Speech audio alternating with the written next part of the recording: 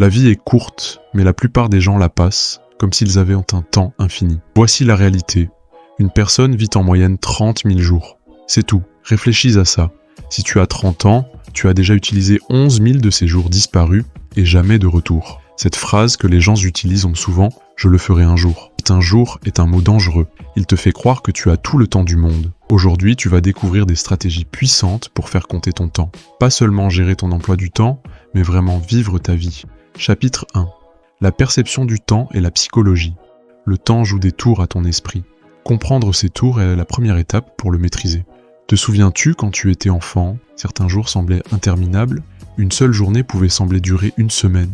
Aujourd'hui, les années filent comme des mois. C'est le paradoxe des unités de temps. Et ce n'est pas que dans ta tête. C'est ainsi que ton cerveau fonctionne réellement. Moi, j'ai une technique simple pour contrer ça. Ton cerveau mesure le temps en enregistrant de nouvelles expériences. Enfant, tout était nouveau, donc le temps semblait ralentir. Adulte, nos routines font que les jours se confondent. Même petit déjeuner, même trajet, même série Netflix. Ton cerveau saute littéralement ces moments. Juste une journée normale, coincée dans ta zone de confort. C'est le piège de l'aveuglement temporel, mais tu peux hacker ce système. Prends des routes différentes pour aller au travail, apprends une nouvelle compétence chaque mois, parle à des inconnus.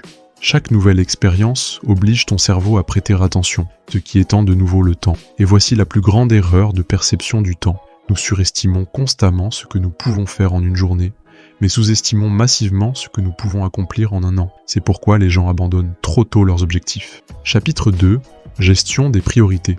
La plupart des gens confondent être occupés et être productifs. Ils remplissent leur journée avec des tâches qui semblent importantes, mais qui ne comptent pas vraiment. Moi, j'utilise un outil simple que j'appelle le test du lit de mort. Imagine-toi à 90 ans, regardant en arrière. Vas-tu te soucier de cette heure de plus au bureau ou du temps passé avec ta famille ? Soudain, les priorités deviennent claires. Pendant que tu termines ce rapport, les vraies priorités de la vie s'échappent un jour à la fois. Ce que comprennent les personnes qui réussissent, savoir ce qu'il ne faut pas faire est plus précieux que savoir quoi faire. Et j'ai une technique pour ça, la stratégie des 2 listes. Écris tout ce que tu veux accomplir. Maintenant, entoure les 3 éléments les plus importants.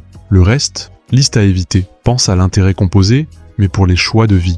De petits investissements quotidiens dans les bonnes priorités se multiplient avec le temps. Mais attention, les réseaux sociaux, le travail superficiel et les distractions constantes volent ton attention de ce qui compte vraiment. La solution, élimine sans pitié le non essentiel. Chapitre 3. Relations humaines. Les relations fonctionnent comme des comptes bancaires. Chaque petite interaction est un dépôt ou un retrait. Un compliment sincère, dépôt. Être constamment en retard, retrait. Moi, j'ai appris une technique simple. Comme dans une vraie banque, tu ne peux pas retirer si tu n'as pas fait de dépôt. La plupart des gens ne font attention qu'aux grands gestes. Cadeaux chers, célébrations, événements grandioses. Mais la vérité, les petits dépôts quotidiens comptent plus. Un SMS pour prendre des nouvelles, se souvenir de détails, être présent dans les moments difficiles. La souffrance partagée crée des liens plus forts que le plaisir partagé. Traverser des épreuves ensemble forge des connexions plus profondes que simplement s'amuser. Et n'ignore pas tes relations faibles, ces connaissances occasionnelles ou amis éloignés. Ce sont tes ponts vers de nouvelles opportunités, idées et perspectives. Les liens forts te confortent, les liens faibles te font grandir. Tu veux étendre ta perception du temps ? Aide les autres. Le paradoxe ultime, donner ton temps te fait sentir que tu en as davantage. Chapitre 4. Carrière et apprentissage. Tes meilleures opportunités de carrière ne sont pas là où tu crois. Elles sont juste en dehors de ta zone de confort, le fameux adjacent possible, le point entre ce que tu sais et ce que tu pourrais apprendre. Une erreur majeure que j'ai vue souvent, optimiser pour l'argent trop tôt.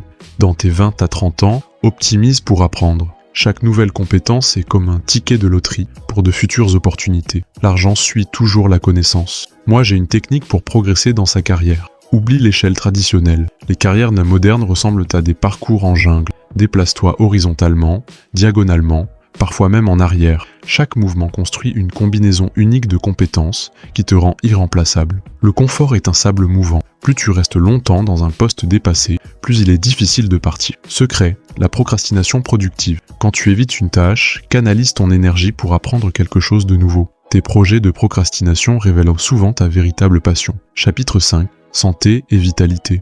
La santé n'est pas seulement vivre plus longtemps, c'est le multiplicateur de force de ta vie. Tout le reste dans ta vie s'améliore ou souffre selon ta santé. Moi, j'ai une petite technique pour booster mon énergie. Micro-exercice. 10 pompes ici, 5 minutes d'étirement là, une petite marche. Ces mouvements créent nos clartés mentales et solutions créatives. Préfères-tu 8 heures pleines d'énergie ou 12 heures épuisantes? Ton niveau d'énergie compte plus que le temps.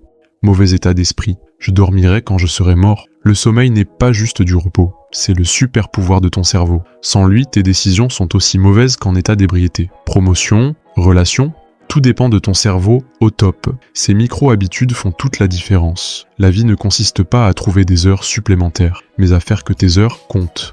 Chaque principe que nous avons couvert, de la perception du temps aux relations, de la gestion de l'énergie à la carrière, fonctionne ensemble pour créer une vie qui vaut la peine d'être vécue. Le temps passe, que tu l'utilises bien ou non.